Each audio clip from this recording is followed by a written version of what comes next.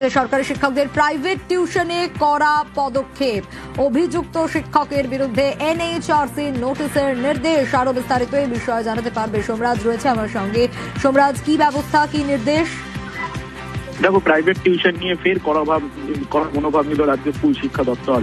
মূলত স্কুল শিক্ষকদের private tuition নিয়ে একাধিক অভিযোগ আসছে।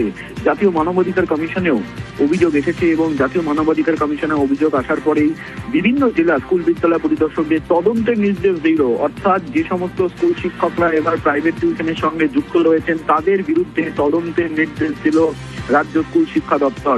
শুধু তাই নয়, এটাও অভিযোগ উঠেছে যে স্কুলের পড়ুয়াদের ওপর চাপ সৃষ্টি করা হচ্ছে যাতে সংশ্লিষ্ট স্কুলের শিক্ষক শিক্ষিকাদের থেকেই প্রাইভেট টিউশন নেওয়া হয়। আর তা নিয়ে বিভিন্ন জেলা স্কুল বিদ্যালয় পরিদর্শকরা তদন্ত করবেন। এই সংক্রান্ত কিছু অভিযোগ নাম ধরে ধরে এসেছে এবং সেই নামের তালিকাও বিভিন্ন জেলা স্কুল বিদ্যালয় পরিদর্শকদের কাছে পৌঁছেছে।